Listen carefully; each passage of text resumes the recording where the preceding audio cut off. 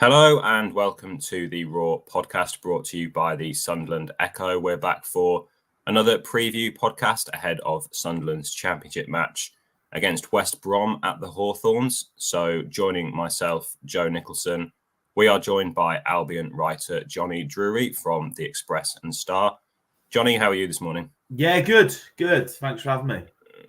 Yeah, so big game coming up for West Brom. Sunderland not as much to play for, although West Brom look like they're kind of secure in the playoff places from the outside looking in. Just looking at their last few results, they haven't lost in 10 games in the league, got a 2-0 win over Rotherham in midweek. And as I said, got a bit of a buffer now between them and 7th place in the playoffs. So how have Carlos Corberán's side been playing in recent weeks? Yeah, they've been playing well. I think it's a strange situation because I think the stats are sort of like you said, they're unbeaten in 10. I think they've lost 1 in 14 or something. But the last few weeks, certainly over the Easter weekend, they've sort of stuttered a little bit. They're still unbeaten. They've picked up draws, Millwall and Watford and Stoke last week as well. Beat Rotherham in midweek, so they're playing okay. They're almost getting the job done. Not in the most sort of entertaining way, but they are getting there. And I think a win on Saturday would be massive. I think a win but I don't think it can mathematically secure the playoffs. But I think a win over Sunderland, and they're probably all but there then. Mm-hmm. Yeah, as we said before, 2-0 win over Rotherham on Wednesday night. And just looking at their home record as well, West Brom, one of the best home records in the league. They've only lost 3 times at the Hawthorns this season. So how do you think they will set up against Sunderland, with Sunderland coming there, got a decent goalless draw away at Leeds last time out? How do you think Corberán will set his side up? I think he's usually pretty similar. I think we've only really seen Albion set up differently to the big teams this season in terms of when they played Leeds, Leicester, Southampton and Ipswich. Albion were very much sort of soak it up, defend, hit on the break, and it worked against Ipswich. They beat Ipswich. It worked against Leeds. They beat Leeds. It didn't work against Southampton. Sunderland were just a bit too good for them. And against Leicester, they just shot themselves in the foot and conceded late on when they were pushing for a winner. So usually they're the same system every time, 4-2-3-1. They always play a one up front. They'll try and get on the front foot. They'll try and play. But I think it's a side like Sunderland. I haven't seen a lot of Sunderland since Tony Mowbray hasn't been in charge. But they've got decent players. Obviously, lack of striker sort of killed them earlier in the season. But they have got decent players who can hurt you. So I'm sure Corberán will be wary of that. But Albion will, against a side like Sunderland, where they are on the table, they'll try and be front-footed and they'll try and dominate the ball. Yeah, you say that. It's interesting because I was just looking at the game from last season. Sunderland fans will remember well. West Brom fans won't have as many fond memories of it, where Sunderland went to the Hawthorns and won 2-1. And Sunderland actually had 61% possession that day. Obviously, Sunderland were in a lot better form than what they are now, but you think West Brom will try and dominate the ball more than they did this time last season? Probably. I think Sunderland are probably a different team. I think a Tony Mowbray team will always dominate the ball. He's a god at our place because we've got such fond memories of him. His sides will dominate the ball. I think I remember that day. I think Jack Clark would have been playing. I think there's a few others who really are, technicians and get on the ball and keep it ticking over and try and play. And yeah, Albion just struggled to get to grips. And I think Albion are a different team than they were this time last season. They were playing catch up in the race for the playoffs. Corberán had lifted them from the bottom of the table to top 6 contention, and I think that Sunderland game all but killed their playoff hopes. I think in the end, and they are a different team. He's had another 12 months with them, and they're a very well-oiled machine. Albion now almost that. Apart from, like I said, the big sides, that they will dominate the ball at home. I'll ask you now, because you just mentioned Tony Mowbray. We usually just ask our kind of guests from an outsider looking in, kind of what you've made of Sunderland, and obviously the decision to part company with Tony Mowbray. And you say you haven't seen them as much since he's gone, but what have you kind of made of their season? I think the decision to get rid of him was ridiculous, to be honest. I think he is one of the most underrated managers in the EFL. He's had 1 season manager in the Premier League, and that was with West Brom. And he earned plaudits even though they got relegated. How he hasn't got a job for me in the top division, certainly for the sides lower down.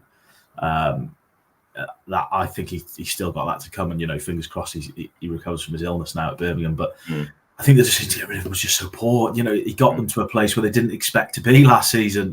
In the playoffs, and obviously I think they lost to Luton, but the decision to get rid of it, obviously the Michael Beale situation, all the Sunderland fans will be well aware of that. It's just, I don't think there's not many better managers you can get in the Championship. Tony, someone who, he knows the play. He actually came down to, just after he'd taken over at Sunderland, he was a manager for a testimonial, Chris Brunt against James Morrison. Yeah. And he spoke in great detail about sort of getting to know the culture of Sunderland and the fan base and everything. And I think any club who has him in charge, I think Birmingham are very lucky. When he returns, I think he'll do very well at Birmingham.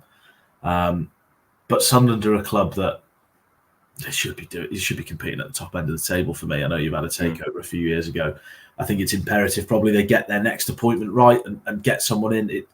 I imagine it's probably going to be a continental manager given the ownership situation there. But I think have they underachieved? I don't know if they have underachieved. I know when we played, Albion played them up at the Stadium of Light. Obviously, they like West Brom have suffered from a lack of a centre forward for long periods of the season. But they've got technical players in there that they have got really good players, young players that have come through and are sort of established now. I probably did expect them to do a little bit better than they have done this season.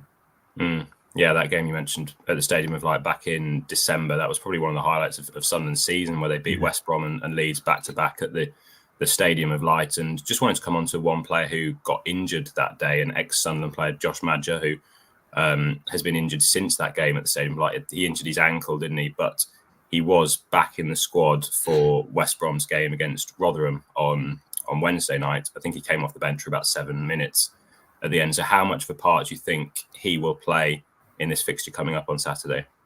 I'm sure if he does play, he'll be gunning for your centre-half. I can't remember his name now. Ballard. Interesting, Carlos Corber. He did come on, but he was only in the squad on Tuesday night because of an illness to Jed Wallace. And Carlos Corber, I said it all depends. He may play for the under-21s tonight. If he plays for the under-21s tonight, he won't be involved tomorrow. But it all depends, really. I think he's fit. He's obviously not match sharp, but he's fit. He's been a massive blow for Albion. He got injured, got injured in that Sunderland game, and he could be key in the last few games. But it'll be interesting to see. Obviously, if he plays tonight, then he won't be involved tomorrow. How much have they missed him, and who's been kind of leading the line in his absence? It's hard to gauge how much they've missed him because he got injured literally about 2 games in or 3 games in against Bristol City. Came back, scored an equaliser against Leicester, and we thought, really good poacher's finish. And then got injured against Sunderland, so we haven't seen an awful lot of him. And then shortly after that, we lost Brandon Thomas-Asante, who has been Albion's only striker, really. We had Daryl DK back for a very brief period. He's injured again. So it's been Jed Wallace up front. We haven't really had a striker. Thomas-Asante has returned in recent weeks and bagged himself a couple of goals. But I think that's why Sunderland and Albion situations, in the top end of the field are quite similar, really, in the fact that we've had to go for long periods without a recognised centre forward. Well, another former Sunderland player in West Brom's squad is Jan M'Vila, a player who was on loan at Sunderland when they were back in the Premier League. Sunderland were then linked with re-signing him in January. The manager at the time, head coach at the time, Michael Beale, kind of poured cold water on that a little bit, and then he ended up at West Brom. So how has he done since moving to the Hawthorns? Yeah, he's done okay. He's been off the bench a few times, made a really rash decision and give away a penalty at Stoke on Saturday, and then he started against Rotherham. I think you can tell he's not had a club since May. He looks a little bit, not out of shape, but just you can tell there's a little bit of lack of sharpness there. But some good stuff. I remember Jan M'Vila being linked with massive moves to Arsenal and big clubs in the Premier League, and you can see why he's got it a little bit, almost a little bit too eager to please on his full debut on Wednesday night. And I doubt he will start against Sunderland. But as a free agent coming in on pretty minimal wages, I imagine it's not a bad signing, really. And he might have a few touches of magic that can help Albion between now and the end of the season, and then hopefully going into the playoffs. Yeah, and as you said before, both sides have kind of seemed to lack a striker this season. Sunderland for a while as well seemed to lack kind of an experienced holding midfielder, and M'Vila seemed to be someone that could maybe come in and slot into that role and just not play every game, not start every week, but just play a handful of games and be an experienced player, someone that can have an influence in the team. And it seems like he's done that at West Brom, even though I think he's only played 4 games. But just a sort of player when you've got that relentless Saturday, Tuesday schedule that he can just come in and do a job for a couple of games. So it seems like he's been a decent signing on a free transfer, as you say there. But just looking at the rest of this West Brom squad, are there any other players that Sunderland will need to watch out for? One player that always seems to pop up when I look at West Brom scores or watch the highlights is Mikey Johnson, who's signed on loan from Celtic in January. Seems to score kind of every other game that he plays. Yeah, he's absolute mustard. I think this morning he's just won Player of the Month for March. And he is quality. He came in from Celtic. He was a signing that Corberan himself wanted. It wasn't really the recruitment team. I think Corberan had outlined signing Johnston, and he's just hit the ground running. I think he took a couple of games off the bench to sort of get going, and then he doesn't score easy goals either. He scores absolute worldies, and he's just been a revelation. I think he's been the difference, really, that's dragged Albion over the line, and he's just so direct. He's got low centre of gravity. He's good on the ball, just technically a very good player. And he's certainly one, if they go up, they will probably try and sign. But yeah, he's one you got to be wary of. Grady Diangana's another one. He's hit a little bit of form lately. I think he's been grabbing assists for fun in the last few weeks, and I'm pretty sure he will start against Sunderland. So he's another one who's in form, and they are generally a side in form at the moment. There's not too many players that are lagging behind. There's probably players you want more from, but yeah, I think they're just, like we said, a well-oiled machine is probably the best way to describe them at the moment. What's the latest in terms of I know Carlos Corberan is holding his press conference this morning, but Jed Wallace missed the Rotherham game with an illness. Are there any other big doubts that ahead of the game on Saturday? No, I think Albion are pretty. I think they're pretty, from what we know, from what the players that are already out, the likes of DK, etc. The only other question mark is around Madja. Hopefully, he'll be fit, because it will be really good to see him. Or obviously dependent on if he plays this evening with the under 21s. And the other one is Wallace, but I think Corberan was pretty confident on Wednesday night. Sorry, not Tuesday night, Wednesday night, that he would be involved. And I think if he is involved, he probably starts as well. And just finally, before we finish, kind of what's the kind of mood like at the Hawthorns? Obviously, they're in this position where they're not going to get in the top two. They're probably going to get in the playoffs unless they completely collapse. What's kind of the atmosphere going to be like on Saturday with Sunderland coming, knowing that the season's probably going to be extended by at least another 2 games?